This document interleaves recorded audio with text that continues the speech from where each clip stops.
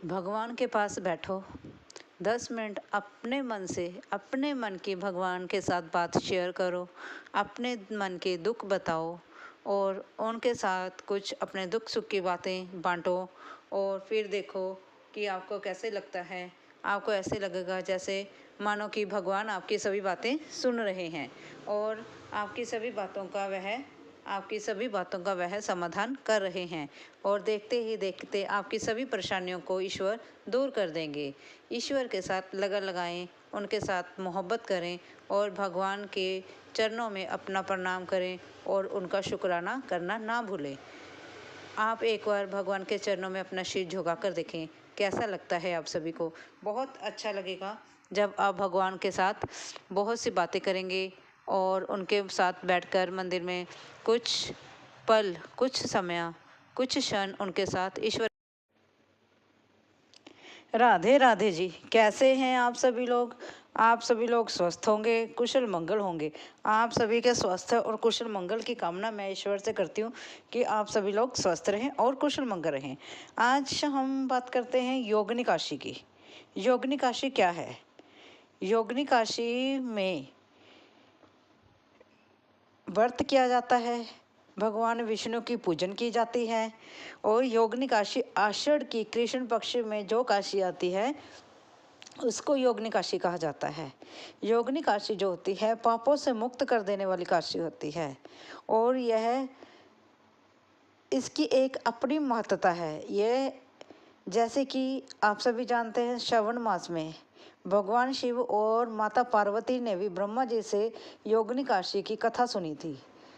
इस देखो फिर कितना महत्व होगा। योगिनी काशी वाले दिन अगर हम व्रत रखते हैं तो उस दिन हम एक समय फलाहारी खा सकते हैं। फल खा लो, फल नहीं खाना आप फलाहारी में जो सामान खाते हैं वो खा लो। इस प्रकार से हम भोजन ग्रहण कर सकते हैं। अगर हम व्रत नहीं कर सकते हैं तो भी कोई बात नहीं है, तो हम विष्णु जी की ऐसे ही पूजन कर सकते हैं। बस प्याज लहसुन ना खाएं तो ऐसे ही पूजन कर ले, वह भी व्रत के समान ही हो जाएगा। चलो अब हम योगिनी काशी की कथा के बारे में चर्चा करते हैं। योगिनी काशी वाली की कथा इस प्रकार से है। देखो जी, अलकापुरी में जो राजा थे उनका नाम था कुबेर। वहाँ के राजा कुबेर थे जो भगवान शिव के परम भक्त थे। वह भगवान शिव के बहुत बड़े भक्त थे। भगवान शिव की पूजा याचना हर रोज करते थे। उनकी पूजा के लिए उनके राज्य में एक सेवक था, हेममाली। हेममाली जो सेवक था वह फूल लाकर उन्हें भगवान शिव की पूजा के लिए देते थे। और हेममाली की जो पत्नी थी वह अत्यंत खूबसूरत थी, बहुत ज़्यादा खूबसूरत थी। एक बार भगवान शिव की पूजा करनी थी कुबेर जी ने, और आप सभी को पता है कि मैंने बताया है हेममाली जो थे वहाँ के सेवक थे और वह फूल लाकर देते थे, ठीक है जी, कुबेर जी को भगवान शिव की पूजा के लिए। एक दिन हेममाली जो है फूल लेने गए। फूल लेने के बाद वह अपने के पत्नी के साथ आनंदित हो गए और फूल समय पर ना पहुंचा सके, जिसके कारण जो कुबेर जी हैं वह क्रोधित हो गए और उन्होंने अपने सेवक को भेजा कि हेममाली को बुलाया जाए। तब हेममाली को बुलाया गया। जो हेममाली हैं वह डरते डरते राज्य में आए और उन्होंने कुबेर जी से क्षमा याचना की कि मैं भगवान शिव के लिए फूल समय पर नहीं पहुंचा सका। लेकिन कुबेर जी जो थे, भगवान कुबेर जो थे वह इतने ज़्यादा क्रोधित थे कि उन्होंने हेममाली की कोई बात नहीं सुनी। उन्होंने ये नहीं सोचा कि हेममाली जो है हर रोज़ फूल लाकर देता है, अगर क्या हुआ अगर वह एक दिन समय पर नहीं पहुंच पाया। चलो जी, फिर कुबेर जी ने क्या किया। कुबेर जी ने अपना गुस्सा हेममाली पर तारा और उन्हें श्राप दिया और कहा कि तुम अपनी पत्नी के साथ आनंदित हुए हो और भगवान शिव की आपने अनादर किया है, उनकी आपने उनकी इज्जत नहीं की, उनकी पूजा के लिए आप फूल नहीं पहुंचा सके, इसलिए मैं आपको श्राप देता हूँ कि आप अपनी पत्नी के वियोग में तड़पोगे और आप पृथ्वी पर आप पृथ्वी पर कोबरे का जन्म लोगे। जब कुबेर जी ने ये श्राप हेमाली को दिया, वह स्वर्ग से सीधा ही पृथ्वी पर जा गिरे और उनकी पत्नी भी उनसे दूर हो गई। और इस प्रकार से कुबेर जी पृथ्वी पर कोबरा के रूप में हेमाली जो है पृथ्वी पर पहुंच गए, स्वर्ग से सीधा पृथ्वी पर पहुंच गए। वह इधर उधर भटक रहे थे। कोबरा जी कोबरे का जन्म लेने के बाद जो हेमाली है वह इधर उधर भटक रहा था, क्योंकि उसने पाप किया। क्योंकि उस दिन देखो योगिनी काशी सी, योगिनी काशी क्या है? योगिनी काशी है 64 योगिनियों को मिलाकर योगिनी काशी बनती है और यह दुर्गा के निमित्त है, इसलिए इसकी एक अपनी महत्ता है। और माँ पार्वती ने भी इसका व्रत किया था, इसलिए योगिनी काशी की अपनी एक महत्ता है और यह बहुत ज़्यादा महत्वपूर्ण है। चलो जी, फिर कोबरा के जन्म में वह पृथ्वी पर भटकता रहा। एक दिन भटकता भटकता वह मार्कंडे ऋषि के कुटिया के पास पहुंचा। जब वह मार्कंडे की ऋषि की कुटिया के पास पहुंचा तो ऋषि ने पूछा, तुमने ऐसा क्या पाप किया था जो तुम्हें कोबरा का जन्म मिला? तो उसने सारी कथा मार्कंडे को बताई कि इस प्रकार से मैं कुबेर जी के महल में सेवक था और मैं फूल लेने जाता था भगवान शिव की पूजा याचना के लिए, और एक दिन मैं अपनी पत्नी के साथ आनंदित हो गया और फूल पहुंचाने में मुझे देरी हो गई, जिसके कारण भगवान कुबेर ने मुझे श्रापित कर दिया और मैं कोबरे का जन्म लेकर पृथ्वी पर आ गिरा और मेरी पत्नी भी मुझसे बिछड़ गई। तो जब मार्कंडे ऋषि को यह सारी घटना का कोबरे ने बताई तो उन्होंने पूछा कि इस पाप से मुक्त होने के लिए मुझे क्या करना होगा। तब मार्कंडे ऋषि जी ने बताया कि योगिनी काशी आती है आषाढ़ के महीने में, आषाढ़ के कृष्ण पक्ष की जो एकादशी आती है उसको योगिनी काशी कहा जाता है।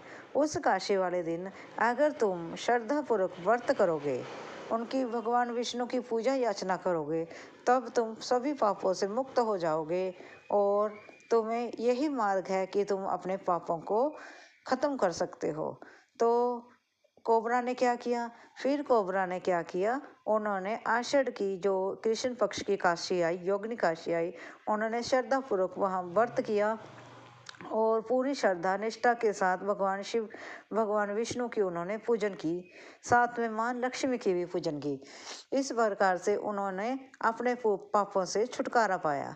इस प्रकार से जब भगवान शिव जो हैं उसकी इस पूजा से प्रसन्न हुए, भगवान विष्णु और भगवान शिव ने और ब्रह्मा जी ने, सभी भगवान जो है त्रिदेव हैं जो कोबरे की इस पूजा से प्रसन्न हुए, तब भगवान शिव ने उन्हें वरदान दिया और उन्हें सभी पापों से मुक्त कर दिया और वह अपने सभी पापों से मुक्त होकर उनको अपनी पत्नी द्वारा से मिली और वह जीवन सुखमय उनका हो गया। इस कथा से हमें क्या मिलता है सीखने को? इस कथा से हमें यह सीखने को मिलता है कि हम अगर कोई जिम्मेवारी लेते हैं उसे पूरी निष्ठा के साथ पालन करना चाहिए। अगर हम व्रत का पालन करते हैं, अगर हम अपने जीवन में व्रत करते हैं तो उसका पूरी निष्ठा के साथ पालन करना चाहिए। विधि विधान से व्रत करो, अगर हम नहीं कर सकते तो ना करो, कोई बात नहीं है। भगवान जी ये नहीं कहते कि आप व्रत करो, वह कहते हैं बस आप मेरे प्रति श्रद्धा रखो, भावना रखो। वह ये नहीं कहते कि आप अपने शरीर को कष्ट दो और व्रत करो। बस भगवान जी के लिए श्रद्धा भावना होनी चाहिए, मन सच्चा होना चाहिए। अगर हम व्रत करते हैं तो हमें अब उसके लिए व्रत के लिए जो है पूरी पालना करनी होगी, स्वच्छ रहना होगा। इसलिए हमें इस कहानी से यही सीख लेनी चाहिए, अगर हम कोई काम कोई पूजन करते हैं तो पूरी निष्ठा से और सफाई से और शुद्धता से करें, भगवान के प्रति पूरी श्रद्धा रखें। आपको अगर मेरी ये शॉर्ट में ये छोटी सी कहानी योगिनी काशी की अच्छी लगी हो, प्लीज़ लाइक और सब्सक्राइब जरूर करें। थैंक यू जी। आप सभी लोग मेरा परिवार हैं और आपने जो मुझे इतना सारा प्रेम दिया है उसके लिए मैं बहुत ही आभारी रहूँगी। मैं आपका तहे दिल से शुक्राना करती हूँ कि आपने मुझे बहुत सारा प्रेम दिया। कुछ आर्टिकल्स की मैंने अपनी वीडियो में लिंक दिया है। अगर आपको मेरे पसंदीदा वह आर्टिकल्स अगर आपको पसंद आए, अगर आप ख़रीदना चाहें तो वह खरीद सकते हैं। उनका लिंक और जो उनकी साइट है वह मैंने अपनी वीडियोज़ में डाल दी है। आप सभी का बहुत बहुत धन्यवाद होगा। Thank you. राधे राधे जी, कैसे हैं आप सभी लोग? आप सभी लोग स्वस्थ होंगे, कुशल मंगल होंगे। आप सभी के स्वास्थ्य और कुशल मंगल की कामना मैं ईश्वर से करती हूँ कि आप सभी लोग स्वस्थ रहें और कुशल मंगल रहें। आज हम बात करते हैं भय और निर्भय की। शेषनाग जी का एक बहुत बलवान पुत्र था, मणिनाग, और वह भगवान शिव का परम भक्त था। भक्ति भावना से वह भगवान शिव की पूजा किया करता था और उसकी पूजा से भगवान शंकर भी बहुत प्रसन्न थे। इसलिए मणिनाग ने भगवान शंकर से वरदान मांगा कि मैं गरुड़ जी से निर्भय रहूं, और भगवान शंकर जी ने भी उसकी पूजा भावना को देखते हुए उसे वह वरदान दे दिया कि वह गरुड़ से निर्भय रहे। और एक बार मणिनाग जी जो हैं वह भगवान शिव की पूजा के लिए नहीं आ रहे थे। तब नंदी जी ने भगवान शंकर से कहा, हे प्रभु, कुछ दिनों से मणिनाग जी यहाँ पर नहीं आ रहे, वह दिख नहीं रहे हैं। तब भगवान शंकर जी ने नंदी जी को कहा कि मणिनाग जी को गरुड़ जी ने अपने घर पर बंदी बना रखा है, तुम विष्णु जी के पास जाओ। आप लक्ष्मीपति विष्णु के पास जाएं और उनसे मेरा प्रणाम करते हुए नाग देवता को आज़ाद करा लें, मणिनाग को आज़ाद करवा लें। और फिर नंदी तो आप पता ही है भगवान शंकर के परम भक्त हैं, वह तो उनके सेवक हैं, आज्ञा का पालन करते हैं। तब नंदी जी उनकी शंकर जी की आज्ञा पाकर वह भगवान विष्णु जी के पास गए। भगवान विष्णु जी को उन्होंने प्रणाम किया और सारी बात बताई कि किस प्रकार से गरुड़ जी ने मणिनाग को बंदी बना लिया है। तब विष्णु जी ने गरुड़ जी को बुलाया, और गरुड़ जी को जब बुलाया तो उन्होंने गरुड़ जी से पूछा कि तुमने मणिनाग को बंदी क्यों बनाया है। तब गरुड़ जी ने कहा कि मणिनाग जी हमारे यहाँ रोज ही विचरण कर रहे थे, मैं उनके विचरण से बहुत परेशान हो गया था, क्रोधवश मैंने उनको अपने यहाँ बंदी बनाकर रख लिया है।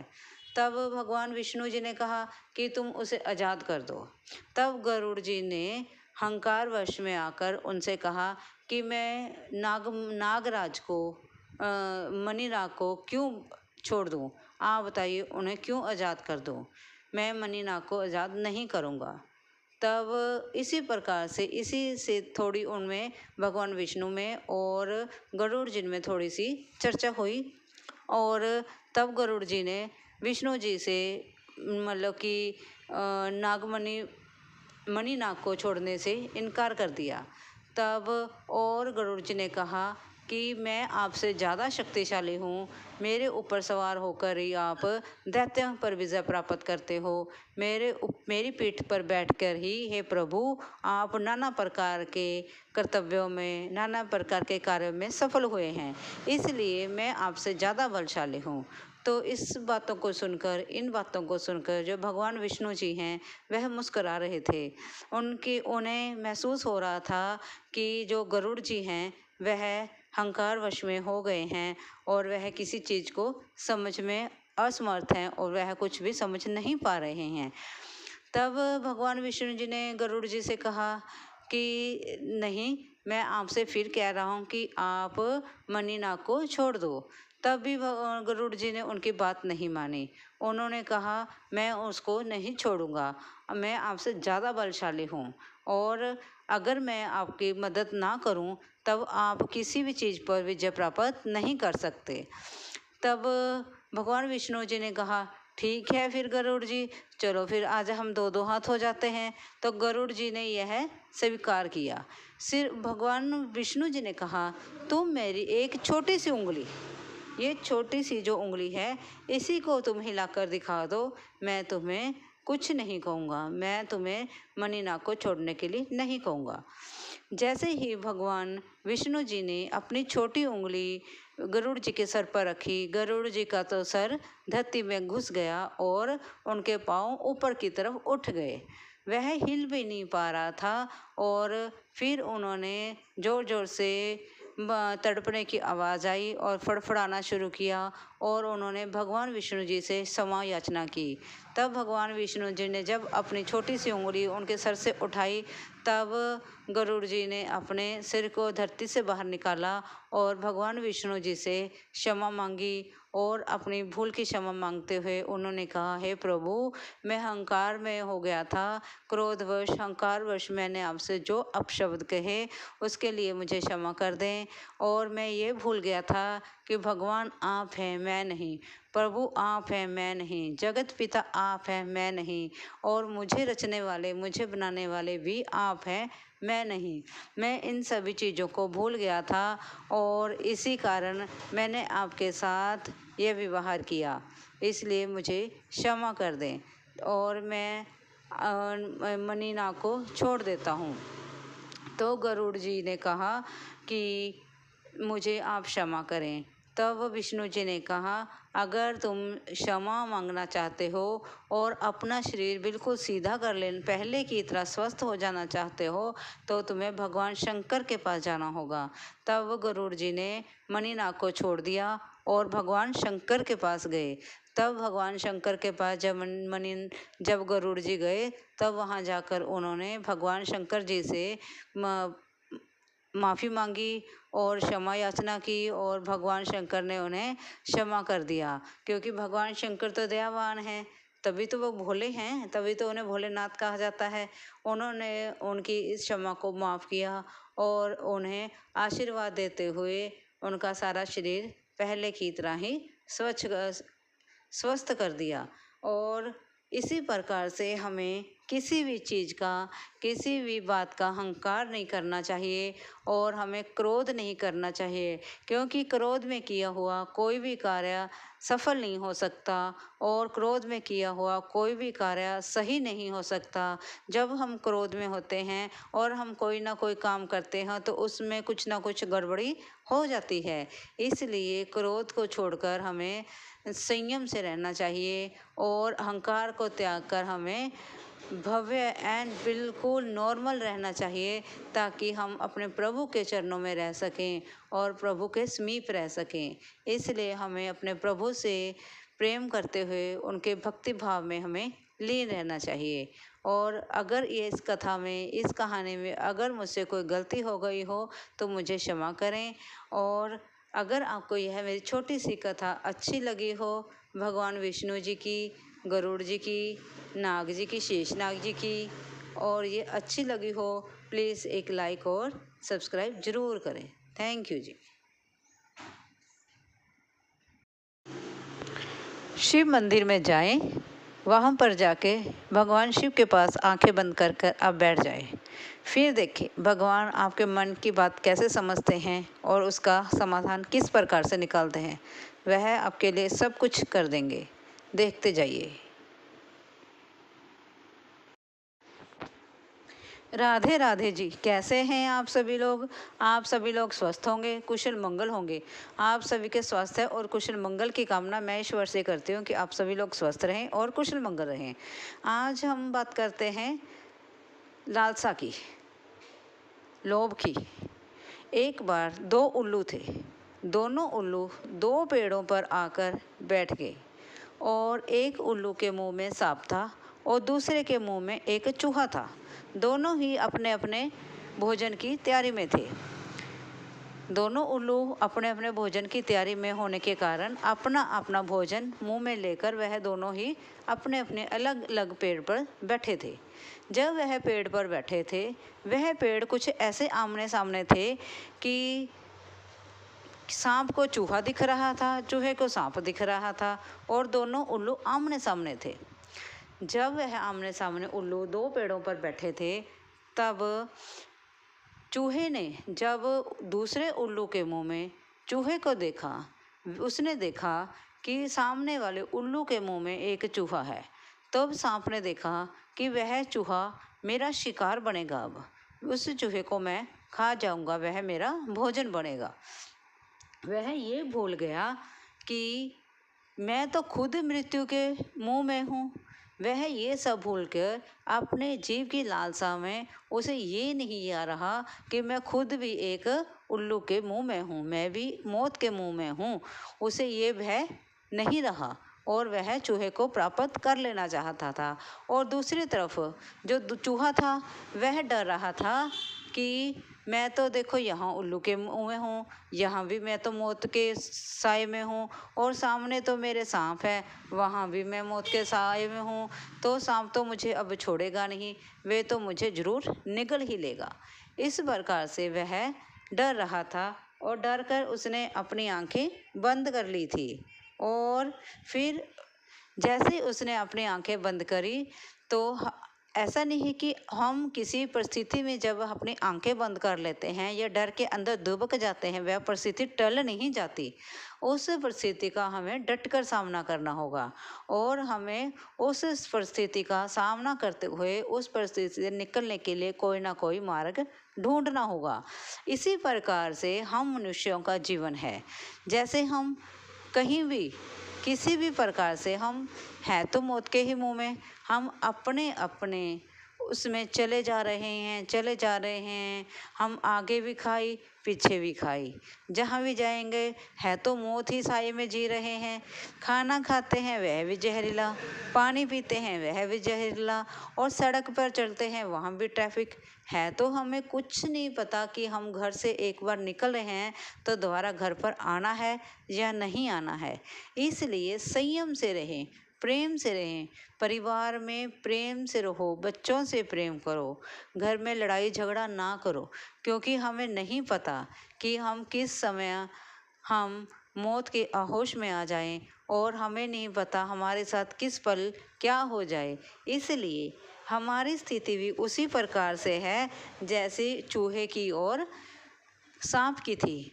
देखा जाए सांप भी को भी यह नहीं था, वह चूहे को तो देख के खुश हो रहा है कि वह मेरा भोजन बनेगा, लेकिन उसे ये नहीं पता कि मैं भी उल्लू के ही मुंह में हूँ।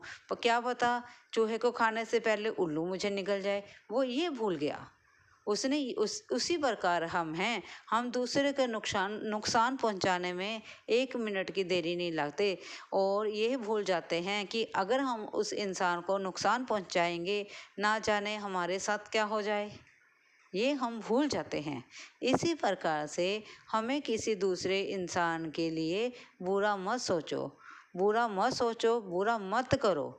जब हम किसी के लिए बुरा नहीं सोचेंगे, किसी के लिए बुरा करेंगे नहीं, तो भगवान के घर में तो हमारे लिए पाप नहीं होगा और हम पापों से मुक्त हो जाएंगे।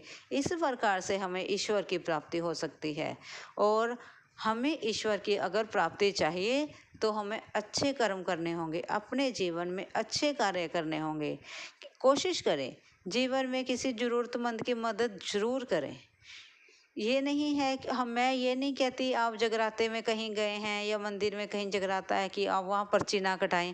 आपकी श्रद्धा है आप कटाओ, आपका दिल करता है जो मर्जी दान दो, लेकिन किसी ज़रूरतमंद की घर में अगर आपके 1 रुपये से 10 रुपये से किसी ज़रूरतमंद के घर में अगर चूल्हा जल जाता है, उसके बच्चों को एक समय का खाना अगर मिल जाता है, उससे अच्छा पुण्य का काम क्या होगा?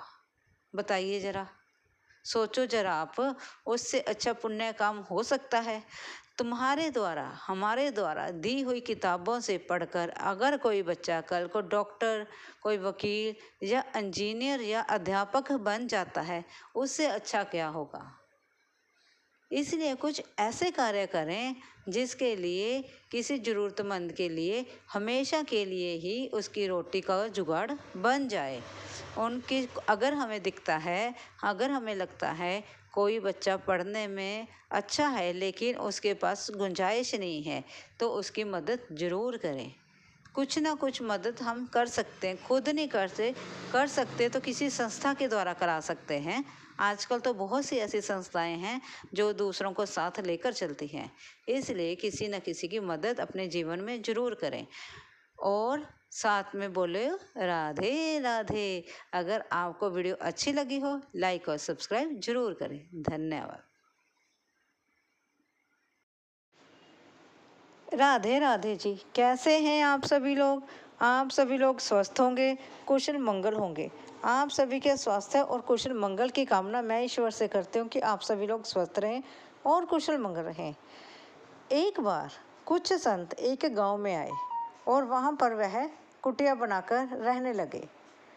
वह कुछ दिन वहीं पर कुटिया बनाकर रहते रहे। एक दिन उनकी कुटिया के पास से एक बालक निकलता है और वह देखता है कि यहाँ पर तो एक कुटिया है जिसमें कुछ संत तपस्या करते हैं। तब उसने क्या किया, वह बालक अंदर गया, कुटिया के अंदर गया और उसने देखा कि वहाँ पर संत तपस्या कर रहे हैं। तब जिसके कारण और कुटिया की साफ सफाई नहीं हुई है, तब उस बालक ने क्या किया, उस कुटिया की साफ सफाई की और वहाँ से चला गया। अगले दिन वह बालक फिर उस कुटिया के पास से गुजरा। जब वह पास से गुजरा तब फिर उसने कुटिया की साफ सफाई की और फिर चला गया। तीसरे दिन वह बालक फिर आया, तब वह अपने साथ कुछ फल भी लेकर आया। तब उस बालक ने क्या किया, उस कुटिया की साफ सफाई की और उन फलों को उस कुटिया में छोड़कर चला गया। इसी प्रकार कुछ दिन ऐसे ही चलता रहा। एक दिन वह बालक कुटिया की जब सफाई करने के लिए आया, तब वह अपने साथ कुछ फल और कुछ ज़रूरत का सामान लेकर आया। जैसे ही उसने कुटिया की सफाई की और ज़रूरत का सामान वहाँ पर रखा और वहाँ से जाने लगा, तब वहाँ साधु एकदम उठा और उसने कहा कि तुम हर रोज़ सेवा करते हो, मुझे तुम्हारी सेवा बहुत अच्छी लगी, मैं तुम्हारी सेवा से प्रसन्न हूँ। चलो मैं तुम्हें एक मंत्र देता हूँ, यह मंत्र गुप्त है, तुमने इसकी मन ही मन जाप करना है। और वह संत जो है उस बालक को मंत्र दे देता है और वह बालक मंत्र जैसे ही लेकर उस कुटिया से बाहर जाता है, वह बालक उस मंत्र का जाप मन ही मन कर रहा होता है। और वह रास्ते में क्या देखता है कि बहुत सारे लोग जा रहे होते हैं जो राम राम का नाम जप रहे होते हैं। जो कोई वह जिस किसी को भी देखता है वह राम राम जप रहा होता है। वह बालक तो बड़ा आश्चर्य में पड़ गया कि जो मंत्र गुरु जी ने मुझे, उस संत ने मुझे गुप्त रखने के लिए कहा था, वो तो ये लोग सार्वजनिक जाप कर रहे हैं, तो क्या उस संत ने मुझे झूठ बोला? वह तो बहुत ही अचंभित होकर वह उस कुटिया में द्वारा से गया और साधु से बोला, हे साधु, आपने मुझे जो मंत्र दिया था, आप तो कहते थे कि ये गुप्त है, लेकिन वह मंत्र तो सभी लोग सरेआम सार्वजनिक ही जाप कर रहे हैं। तो वह साधु क्या करता है, अपनी झोली से एक पत्थर निकालता है और उसे देता है कि तुम ये पत्थर लेकर जाओ और इसको बाजार में तुमने इसे बेचना नहीं है, और जब इसे बेचना नहीं है तो सिर्फ इसका तुमने मूल्य लगवाना है, कितने का ये बिकेगा। चलो जी। तब वह लड़का उस कुटिया से बाहर निकला और वह आगे जाने लगा। जैसे ही कुछ दूरी पर गया, तब उसे वहाँ सब्जी वाला मिला। सब्जी वाले के पास जाकर उसने कहा, हे भैया, तुम ये पत्थर मुझसे लोगे? तो ये कितने में लोगे? वह सब्जी वाला बोला, देखो, मेरा काम तो सब्जी का है, यह पत्थर मेरे किसी काम का नहीं है, लेकिन यह मुझे बाट का काम दे सकता है, इसलिए यह पत्थर तुम मुझे बाट के रूप में दे दो और मुझसे इसके बदले में इसके वजन जितनी तुम सब्जी ले जाओ। लेकिन वह बालक जो है वहाँ से पत्थर लेके आगे चलने लगा। जैसे ही आगे गया, वह एक सुनार की दुकान आई। वह सुनार की दुकान पर गया और उससे बोला कि ये पत्थर कितने का होगा? सुनार ने देखा कि यह पत्थर तो एक मामूली सा हीरा है। उसने कहा, ये पत्थर तो एक मामूली सा हीरा है, तुम ऐसे करो, मुझसे इसके बदले में 100 रुपया ले लो। तब वह बालक वहाँ से भी पत्थर लेकर आगे बढ़ने लगा। जैसे ही कुछ दुकानों पर ऐसे ही चलता रहा, आगे जाकर वह एक बहुत ही बड़ी सुनार की दुकान में गया, जहाँ एक जोहरी था जो कि हीरों की परख रखता था। उसके पास जाने पर उस जोहारी ने कहा कि यह तो एक बहुत ही अच्छा हीरा है, क्या तुम इसे बेचना चाहोगे? जब उस जौहरी ने उसे देखा कि इसकी हालत तो बहुत खस्ता है, तब उसने कहा, मैं तुम्हें इसका कुछ मूल्य दे सकता हूँ, क्या तुम मुझे ये बेचना चाहोगे? वह लड़का उस हीरे को लेकर आगे बढ़ने लगा। तब उस जौहरी का आगे उसे उस्ताद मिलता है। तब वह कहता है कि यह तो बहुत ही कीमती हीरा है, जिसका मूल्य मैं नहीं लगा सकता हूँ और मेरी इतनी हैसियत नहीं है कि मैं इसकी कीमत अदा कर सकूँ। इन सभी चीज़ों से वह बालक जो है परेशान हो जाता है, क्योंकि इस एक पत्थर की कीमत सब्जी वाला कुछ सब्जी के भाव दे रहा था और कुछ 100 रुपये दे रहा था और कोई उसकी कुछ कीमत दे रहा था, और किसी ने उसे इस पत्थर की व्याख्या इस प्रकार से की कि यह बहुत ही कीमती हीरा है और मैं इसका मूल्य नहीं चुका सकता। तब वह बालक परेशान होकर फिर साधु के पास गया। साधु से बोला, साधु से पहले उसने प्रणाम किया और फिर बोला कि इस पत्थर की तो इस प्रकार से बाजार में व्याख्या की गई। तब उस साधु ने उसे समझाया, देखो, एक पत्थर की कीमत हर इंसान ने अपने अपने नज़रिए से लगाई। उसी प्रकार से राम नाम का सिमरन है, हर इंसान अपनी अपनी श्रद्धा भावना के साथ इसका सिमरन करता है। कोई तो उच्च उच्च स्वर में सिमरन करता है, कोई मन ही मन सिमरन करता है, कोई किस प्रकार से, कोई किस प्रकार से। ये तो अपनी अपनी श्रद्धा भावना है। राम नाम तो एक ही है और उसकी भावना भी एक ही है, लेकिन उसका जाप करने का तरीका अलग अलग है। हर इंसान अपने अपने समर्था के अकॉर्डिंग, अपने अपने भाव के अकॉर्डिंग ही उसका जाप करता है। इसी प्रकार हमें भी अपने जीवन में राम नाम को शामिल करना चाहिए और हर समय काम करते हुए, खाना बनाते हुए, पढ़ते हुए, दुकानदारी करते हुए, अन्य नाना प्रकार के कार्य करते हुए हमें राम नाम का सिमरन करना चाहिए। यह सिमरन चाहे हम जोर जोर से करें ताकि हमारे आसपास का वातावरण शुद्ध हो जाए, चाहे तो हम इसे मन ही मन करें ताकि हमारा मन शुद्ध हो जाए। ये हमारे पर निर्भर करता है। अगर इस वीडियो से आपको कुछ भी थोड़ा सा भी अच्छा लगा हो, प्लीज़ लाइक और सब्सक्राइब जरूर करें। बोलो हे राम, हे राम, राम राम, राम राम, राम। राधे राधे जी, कैसे हैं आप सभी लोग? आप सभी लोग स्वस्थ होंगे, कुशल मंगल होंगे। आप सभी के स्वास्थ्य और कुशल मंगल की कामना मैं ईश्वर से करती हूँ कि आप सभी लोग स्वस्थ रहें और कुशल मंगल रहें। आज हम बात करते हैं त्रोशी की। त्रोशी का व्रत। त्रोशी का व्रत जो है वह शिव जी के लिए रखा जाता है, भगवान भोलेनाथ के लिए रखा जाता है। देखा जाए तो एक महीने में 2 त्रोशी होती हैं। एक त्रोशी होती है पूर्णमासी के 13वें दिन। पूर्णमासी के बाद जो 13वां दिन है उसको त्रोशी कहा जाता है और इसको प्रदोष का व्रत भी कहा जाता है। पूर्णमासी के बाद जो 13वां दिन है उसे त्रोशी कहते हैं और फिर मत्स्य के बाद जो 13वां दिन होता है उसको भी त्रोशी कहते हैं। एक महीने में 2 त्रोशियाँ होती हैं, एक कृष्ण पक्ष में, एक शुक्ल पक्ष में। इन दोनों का ही व्रत रखा जाता है और यह शिव जी के लिए रखा जाता है। त्रोशी का व्रत में नमक नहीं खाया जाता, यह मीठा खाकर ही व्रत रखा जाता है। इसमें अन्न ग्रहण भी नहीं किया जाता। त्रोशी वाले दिन हमें फुलहार खानी होती है, फल खाने होते हैं, इसमें अन्न ग्रहण नहीं करना होता।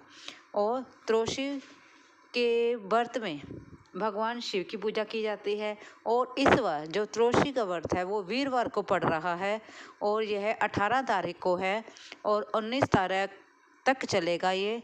और इस दिन शिव भगवान के साथ साथ भगवान विष्णु की भी पूजा होगी, क्योंकि यह व्रत वीरवार को पड़ रहा है। यह जो वीरवार को पड़ रहा है यह गुरु पुष्प नक्षत्र है। गुरु पुष्प नक्षत्र में जो आ रहा है वह बृहस्पति जी का और भगवान शिव का दोनों का ही त्रोशी का व्रत होगा। इस दिन लोग पीले वस्त्र पहनेंगे, और पीले आसन पर भगवान जी को बिठाएंगे और फिर उनकी पूजा करेंगे। इस दिन यह व्रत घर में सुख समृद्धि के लिए रखा जाता है और धन धान्य से परिपूर्ण हो जाता है। इस व्रत के करने से नाना प्रकार के हमें बहुत से लाभ होते हैं और यह व्रत भगवान शिव और विष्णु जी का होने के कारण यह दोगुना फलदायी होगा और हमें यह त्रोशी का व्रत अवश्य करना चाहिए। अगर हम व्रत नहीं कर सकते कोई बात नहीं है, ना करो आप व्रत। अगर हमारा शरीर हमें अलाउड नहीं करता, हमारा शरीर हमारे लिए मुश्किल में है कि हम व्रत ना रखें तो ना रखो आप। भगवान विष्णु जी की और भगवान शिव की ऐसे ही पूजा कर लो आप। साफ जल्दी उठें, नहाए धोएं, साफ सुथरे कपड़े पहनें और भगवान जी को एक साफ सुथरे आसन पर उनको बिठाएं और उनकी पूजा अर्चना करें।